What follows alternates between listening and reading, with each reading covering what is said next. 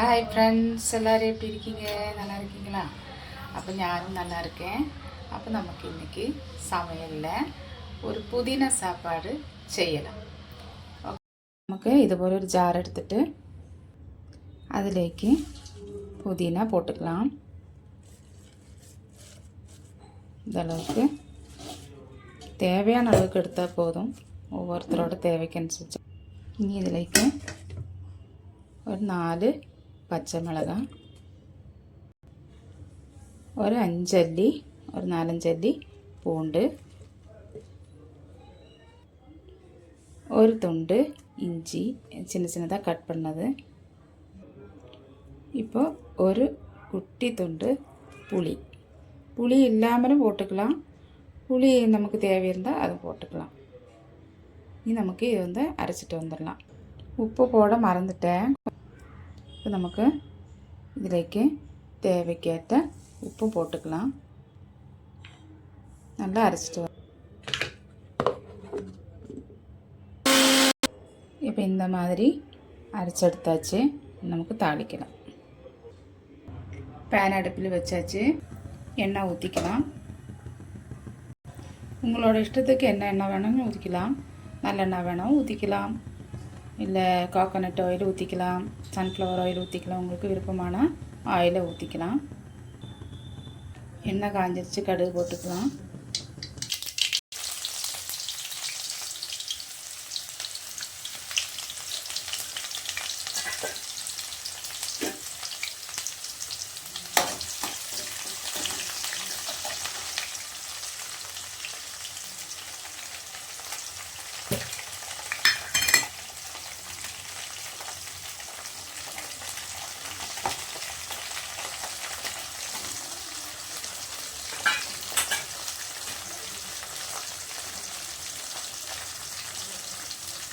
கால் spoon அளவுக்கு ஜீரகத்தை போட்டுக்கலாம். ஜீரகம் பொரிஞ்ச உடனே இந்த வரமிளகா 2 கட் பண்ணி போட்டுக்கலாம். கூட கருவேப்பிலை போட்டுக்கலாம்.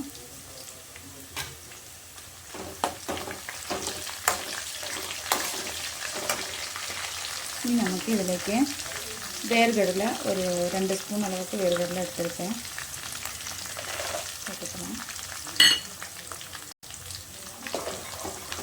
இது நல்லா ஒன்று ஃப்ரை ஆகும், ஒரு ஸ்மெல் வரும்.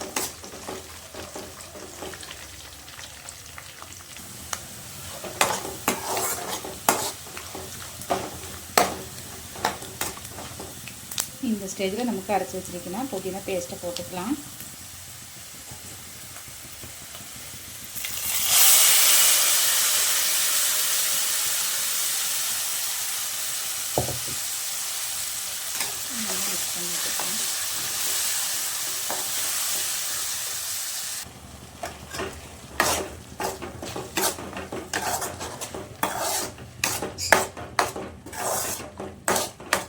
இதிலேக்கு கொஞ்சம் மஞ்சள்தூள் போட்டுக்கலாம்.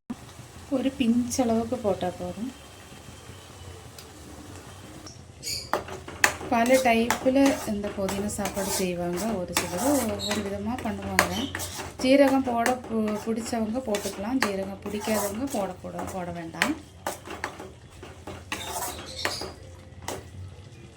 அதே போல் ஒரு சிலருக்கு புளியெல்லாம் பிடிக்காது. புளி பிடிக்காதவங்க லெமனும் கொஞ்சம் லைட்டாக ஊற்றிக்கலாம், ஒரு புளிப்பு வேண்டி.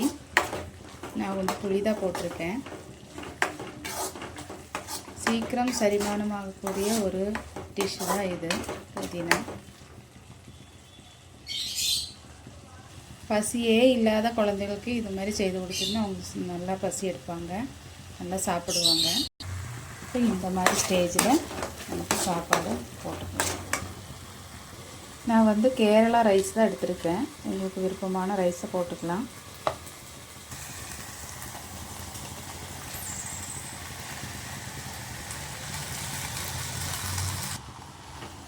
நல்லா மிக்ஸ் பண்ணுவேன்.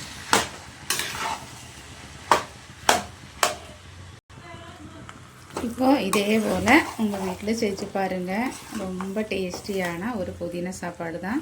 ட்ராவல் பண்ணவங்களுக்கு கொண்டு போகக்கூடிய சீக்கிரமாக கெட்டு போகாமல் இருக்கிறதுக்காக இந்த புளியை போடுறாங்க. புளியோ லெமனோ உங்களுக்கு விருப்பமானது போட்டுக்கலாம். இந்த மாதிரி செஞ்சு பாருங்கள். புதினா சாப்பாடு விருப்பம் இல்லாதவங்க கூட சாப்பிடுவாங்க. ரொம்ப டேஸ்டியான ஒரு சாப்பாடு தான். அதுவும் கேரளா ரைஸில் வந்து செய்துச்சுன்னா இன்னும் ரொம்ப நல்லாயிருக்கும்.